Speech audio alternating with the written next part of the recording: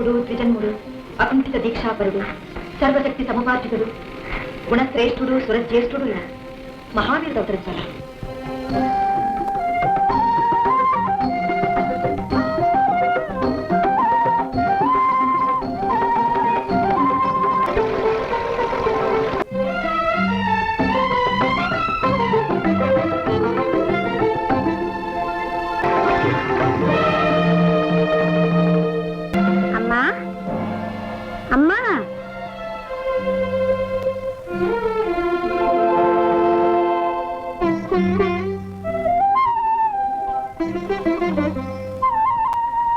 అదేంటమ్మా వింతగా చూస్తున్నావు?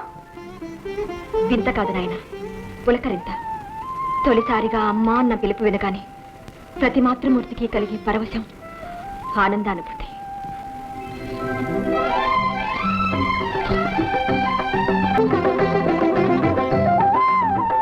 నా పేరేంటమ్మా? కోటి నామాలతో కొలువుపడేవాడివి. ఏ పేరుని చెప్పను నాయన. నీ మొదటి పేరు ఉమాపుత్రుడు. ఉమాపుత్రుడా? అవును ఉమాపుత్ర. నీ పుట్టుకతో మాతృమూర్తిని అనిపించుకునే అదృష్టం నాకు దక్కింది. అమ్మా ఆకలిగా ఉందమ్మా. తొందరపడుతున్నాయినా. తొలి ప్రార్థన నా చేతితోనే జరగాలి.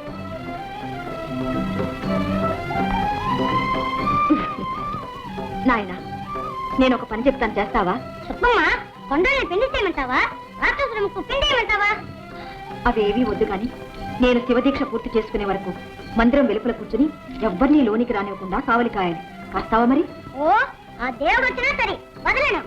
చిరంజీవి, ఇదిగో, ఇది శక్తి ఆయుధం. ఇది నీ దగ్గర ఉన్నంత వరకు నిన్నెవ్వరూ ఏమీ చేయలేరు. ఏ పరిస్థితుల్లోనూ దీన్ని చేజారనివ్వకు. ఓ అలాగే.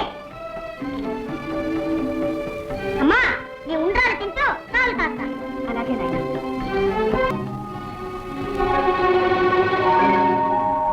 ఇది తరుణము కాదు, కాలహరణమైన కార్యము చెడిపోవు. ప్రస్తుతము మాయోపాయముతో పార్వతి దీక్షను పతినము చేయవలే.